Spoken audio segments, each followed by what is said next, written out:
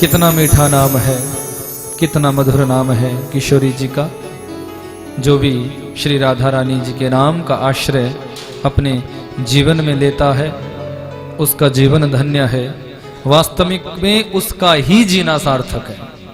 और तो ये समझ लो कि बस टाइम पास कर रहे हैं, टाइम पूरा कर रहे हैं।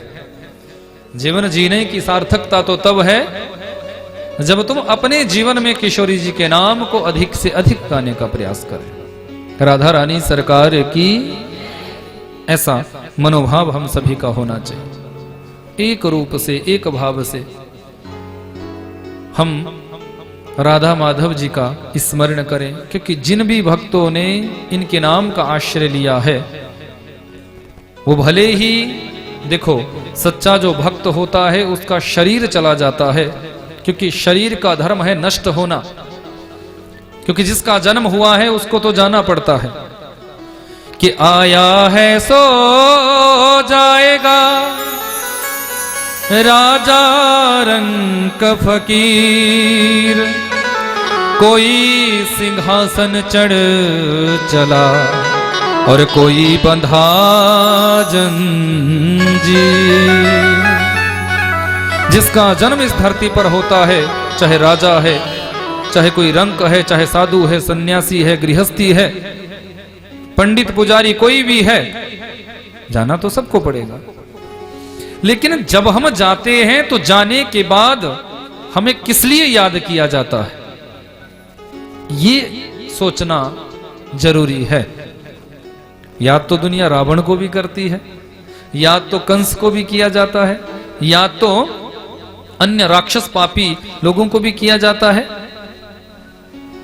पर कहीं ना कहीं उस याद में कोई बुराई छुपी है।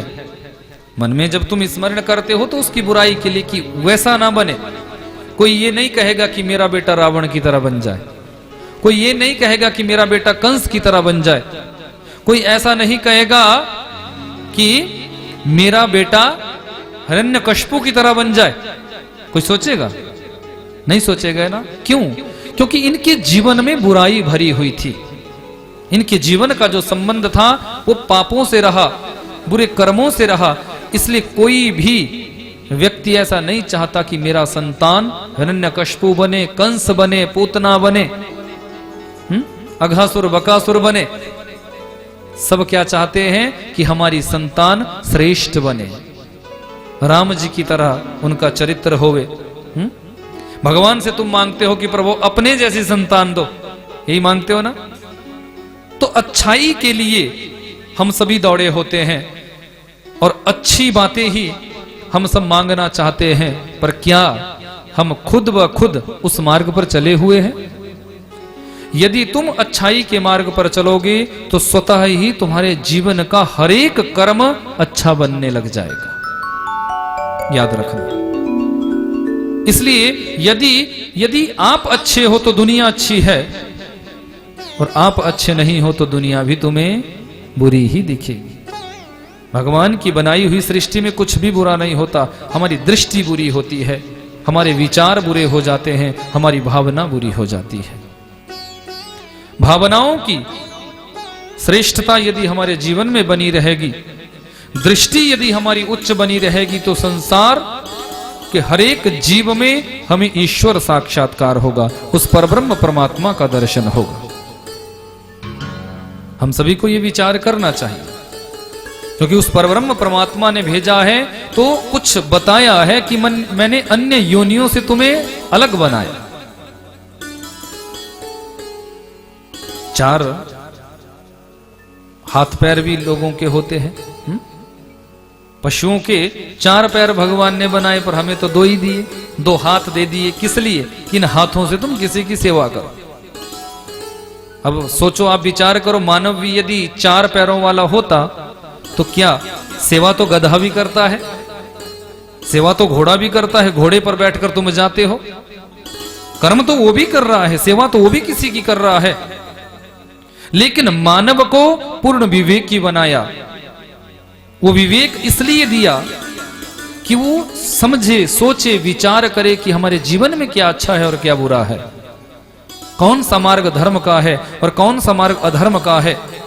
घोड़े को तुम बोलोगे कि धर्म पर चल, वो नहीं जानेगा कि क्या धर्म है क्या अधर्म है। हाथी को तुम बोलोगे कि धर्म पर चल, उसे नहीं मतलब क्या धर्म है क्या अधर्म है। लेकिन मनुष्य को पता है, मानव को पता है कि ये मार्ग धर्म का है और ये मार्ग अधर्म का है।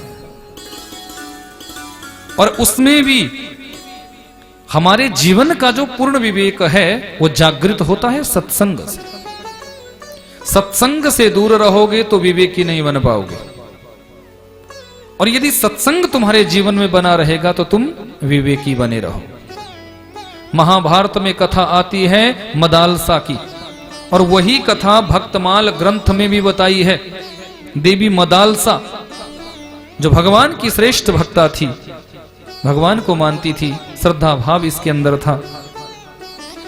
लेकिन इसके यहां जितनी भी संतानें हुई, ये प्रत्येक जैसे ही बेटे का जन्म होता उसको बिठाती, अपने बेटे से कहती बेटा तुम शुद्ध हो, सात्विक हो, दिव्य हो, इस संसार में डूबने के लिए तुम नहीं आए हो, इस भवसागर से पार उतरने के लिए तुम्हारा जन्म हुआ है। जब मां अपने पुत्र को ऐसा विवेकपूर्ण ज्ञान देगी, ऐसा सत्संग देगी, तो क्या उसकी संतान फिर किसी गलत मार्ग पर जाएगी? उसी समय उन बच्चों के अंदर वैराग्य भाव की जागृति हो जाती थी, और वो बच्चे बड़े होकर गृहस्थी में नहीं गए, पूर्ण वैराग्य के मार्ग पर चलने लगे। अपनी सभी संतानों को जब इन्होंने वैरागी बना दिया, संत बना दिया, बाबा जी बना दिया, तो पतिदेव कहने लगे देवी कोई एक संतान तो मेरी ऐसी छोड़ो जो कम से कम मेरे राज्य का वहन करे, जो मेरे राज्य का राजा बने, क्योंकि राजा नहीं होगा तो अराजकता फैल सकती है। मेरे बाद कौन राजा होगा, कौन इस प्रजा को देखेगा? कोई ना कोई गद्दी पर होना चाहिए, नहीं तो गद्दी का प्रभाव शून्य हो जाता है, गद्दी का प्रभाव क्षीण हो जाता है। मदालसा ने कहा स्वामी ठीक है, यदि आपका ऐसा भाव है तो होने वाली जो संतान है, इस संतान को मैं आपके राज्य के लिए दे दूंगी। पुत्र का जन्म हुआ, नाम रखा गया अलर्क। अलर्क को इन्होंने आध्यात्मिक शिक्षा तो दी, लेकिन राज्य को भोगने की शिक्षा भी मां ने दी है। माता पिता वृद्ध हो गए, अलर्क को राजगद्दी पर बिठाया। जैसे ही जाने लगे तो अलर्क मां के चरणों में प्रणाम करते हैं, मां आपने मेरे समस्त भाइयों को वैरागी बना दिया, बाबा जी बना दिया, और मुझे संसार के इस झंझट में आप फंसा कर जा रही हो, क्यों? मैं भी इस संसार में आपने मुझे वैरागी क्यों नहीं बनाया? मैं भी संसार का त्याग करना चाहता हूं। तो मदालसा ने कहा पुत्र, तुम्हारे पिता की इच्छा थी कि एक पुत्र ऐसा हो जो मेरे राज्य का भोग करे, जो मेरे राज्य का राजा बने। तो तुम राजा बने हो, अपने धर्म का पालन करो, अपने राज्य में रहकर सानंद भाव से तुम रहो। पर मां ठीक है, मैं आपकी आज्ञा का पालन करूंगा, पर आधार देकर जाओ। यदि मेरे जीवन में कोई विपत्ति आई, कोई संकट आया, मैं किससे पूछूंगा? आप तो और पिताश्री जंगल में जा रहे हैं, फिर मैं किसके आश्रय में जाऊंगा? तो उसी समय मदालसा ने एक श्लोक कागज पर लिखा है और उसे बंद करके ताबीज में डाला, और वही ताबीज अलर्क के गले में पहना दिया। बेटा, जब तुम्हारे जीवन में तुम्हें ऐसा लगे कि अब तुम्हारा मन जो है इस संसार से हट रहा है, या फिर तुम्हारे जीवन में कभी कोई ऐसा संयोग बने, ऐसा कोई पल आए जिसमें तुम निर्णय लेने के लायक ना रहो कि जाना तो है पर जाएं किस मार्ग में, रास्ते तो बहुत होते हैं। कई बार आप गाड़ी लेकर रास्ते में होते हैं, रोड में होते हैं, तो आगे कई 2-4 रोड निकलते हैं। अब तुम्हें यह पता नहीं होता कि किस वाले में जाना है, बोर्ड लगा है तब तो जाओगे, पर यदि वहां कोई सूचना पट नहीं है, कोई बोर्ड नहीं है, तो तुम कैसे जाओगे, कहां जाओगे? तुम अनभिज्ञ हो। तो मां ने कहा बेटा, जिस दिन तुम्हें ऐसा लगे उसी दिन इस तावीज को खोल लेना और इसमें मैंने जो लिखा है उसको पढ़ लेना, बस इसी बात से तेरा कल्याण हो जाएगा, तुझे मार्ग मिल जाएगा। माता पिता चले गए, समय व्यतीत हुआ। एक दिन अलर्क की मनोवृत्तियां व्यथित हुई है। समस्त इंद्रियां आज अलर्क को अपनी अपनी ओर खींच रही है, क्योंकि हम बंधन में जाते हैं इंद्रियों के कारण। इंद्रियों के ऊपर यदि किसी का संयम है तो वो बंधन में नहीं जा सकता, क्योंकि बंधन में हमारा शरीर जाता है, हमारा मन जाता है, आत्मा कभी बंधन में नहीं जाती। माता देवहूति कपिल संवाद में श्रीमद् भागवत में जब माता देवहूति की चित्त वृत्तियां अशांत हुई, मनोवृत्तियां जब अशांत हुई, समस्त इंद्रियां जब अपनी अपनी ओर खींचने लगी, तो माता देवहूति जी ने कपिल देव जी से प्रश्न किया था, हे कपिल देव जी, आप मुझे बताएं, मेरी समस्त इंद्रियां मुझे अपनी अपनी ओर खींच रही है। आंख कहती है सुंदर रूप का दर्शन कर, कान कहते हैं कि सुंदर संगीत को सुन, जिह्वा कहती है सुंदर व्यंजन को पा, हाथ कहते हैं किसी के साथ लड़ाई झगड़ा कर, पैर कहते हैं कि मुझे एक जगह नहीं बैठना है, जहां घूमता रहूं घूमता रहूं घूमता रहूं। किसकी सुने, किसकी माने? तो आप बताएं कि इन इंद्रियों को मैं वश में कैसे करूं? माता देवहूति का प्रश्न। और कपिल देव जी मुस्कुराए हैं, कहा मां वैसे तो आप परम विदुषी हैं, परम ज्ञानवती है, पर फिर भी यदि आप मेरे ही श्रीमुख से जानना चाहती हैं तो मैं आपको उतना जरूर बताऊंगा जितना मैंने जाना है। मां आपने 2 प्रश्न मुझसे पूछे कि इंद्रियों को वश में कैसे करूं, और बंधन मन का होता है, आत्मा का होता है, शरीर का होता है। तो उत्तर दिया है कि निर्वीणाम नितराम भूमन सदिंद्रिय तर्षणात् येन संभाव्यमानेन न प्रपन्नान्दः तम प्रभो। मैया निर्वीणाम नितराम भूमन सदिंद्रिय तर्षणात्, अपनी इंद्रियों को वश में करने का आसान तरीका है संयम। यदि संयमित जीवन हमारा हो जाएगा, अपने जीवन में हम संयम ले आएंगे, तो हमारा जीवन फिर संयमित रूप से ही चलेगा। पर क्या हम अपने जीवन में संयम ला पाते हैं? कि देखना इंद्रियों के न घोड़े भगे, इनमें हरदम ये संयम के कोड़े लगे। कल जब हम जा रहे थे वंशीवट, तो बस में हम आगे बैठे थे, तो सामने से एक घोड़ा गाड़ी वाला आया। आगे घोड़ा जुता हुआ था और पीछे वो लोग बैठे थे। तो मैं देख रहा था एक डंडा, उसके आगे एक रस्सी सी बांधी होती है, उसको बोलते कोड़ा। उन घोड़ों को वश में करता है, उन कोड़ों से।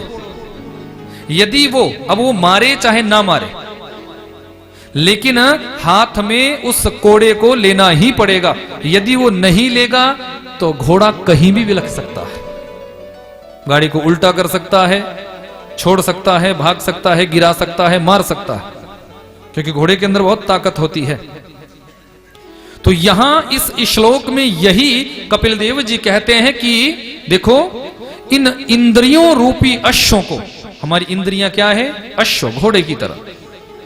अपनी इंद्रिय रूपी अश्व को संयम रूपी कोड़े से वश में किया जा सकता है। कि देखना इंद्रियों के न घोड़े भगे, इनमें हरदम ये संयम के कोड़े लगे। इनको हरदम सुमार्ग चलाते चलो, कृष्ण गोविंद गोपाल गाते चलो। हर समय जब राधा माधव के नाम को तुम गाओगे तो तुम्हारी जो इंद्रियां हैं ये वशीभूत रहेंगी, ये संयमित रहेंगी। निर्वीणाम नितराम भूमन सदिंद्रिय तर्षणात् येन संभाव्यमानेन न प्रपन्नान्दः तम प्रभो। इसलिए मैया संयम रूपी कोड़ों से इंद्रिय रूपी अश्वों को वश में किया जा सकता है, पर सबका जीवन संयमित नहीं हो सकता। बोलना तो आसान है कि संयम बरतो, पर क्या हम संयम बरतते हैं? 50 बार यहां से बोला जाता है कि भागना नहीं है ज्यादा, फिर भी तुम भागते हो। अब कभी रिक्शे से टकरा रहे हो, कभी बस से टकरा रहे हो, अब किसकी गलती बोलो? सैकड़ों बार तुम्हें बताया जाता है कि एक पंक्ति में चलो, इतना बड़ा विशाल समूह है, भटकने का तो मतलब ही नहीं। अपने पड़ोसियों की याद रखो, साथ साथ चलो, फिर हाथ छुड़ा देते हो, बोले नहीं हम तो पूरे वृंदावन में घूमे हैं, फिर पता चला कि किसी आश्रम में पहुंच गए, फिर ये भी पता नहीं कि गीता आश्रम है कहां। अब बोलो किसकी गलती? क्या व्यास जी हर व्यक्ति का हाथ पकड़कर चलाएंगे?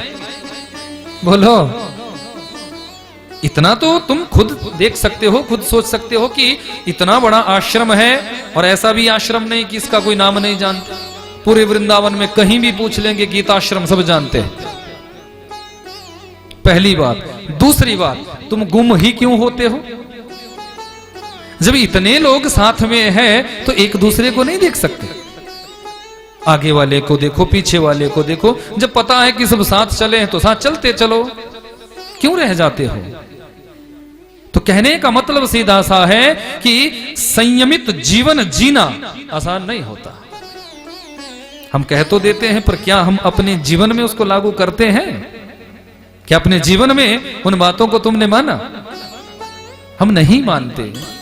कहीं ना कहीं हम गलती करते हैं, और उसी गलती का परिणाम फिर हमें भोगना पड़ता है। इसलिए मैया, इंद्रियों को वश में करने का आसान तरीका है संयम, लेकिन हम अपने जीवन को संयमित रूप से नहीं जीते। व्यासपीठ से समझाया जाता है कि अपनी ही सीट पर बैठना, जो तुम्हें सीटें दी गई है उसमें बैठो, पर तुम तो बोलते हो कि हमें तो फ्रंट सीट ही चाहिए।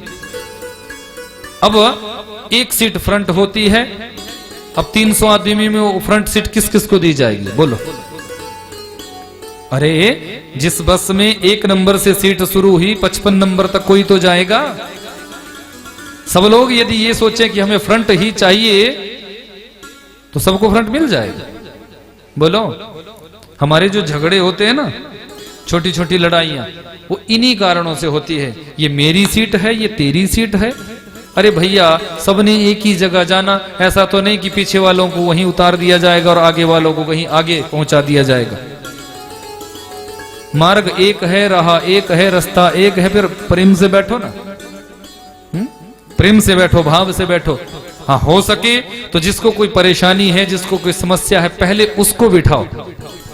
किसकी ये समस्या है? कोई बूढ़ा बुजुर्ग आपके बीच में है, पहले उसको स्थान दो। जवान आदमी भी बूढ़ों को धक्का दे दे और अपने आप वहां बैठ जाए तो ये तो कोई मर्यादा नहीं, ये तो कोई बात नहीं। तो इसलिए आप सभी से निवेदन इतना रहेगा कि कम से कम हम ऐसा भाव रखें कि जो पीछे बैठे हैं उनको आगे करो। आते आते ये नहीं है कि तुम्हारा नाम लिख दिया गया। यदि आते आते तुम पीछे थे तो पीछे वालों को आगे कर दो, आगे वाले पीछे बैठ जाओ, झगड़ा खत्म। कितने अच्छे लगोगे तुम। ठाकुर जी भी खुश होंगे, बोले देखो जो आगे के चक्कर में थे वो पीछे बैठे, समझ लो इन्होंने कथा भी सुनी और मेरा दीदार भी वृंदावन में किया। और फिर आपने लड़ाई झगड़ा किया और मुझे बाद में सूचना मिली कि सीट के लिए झगड़े। फिर मैं भी ठाकुर जी से यही बोलूंगा कि ठाकुर जी, क्या बोलूं?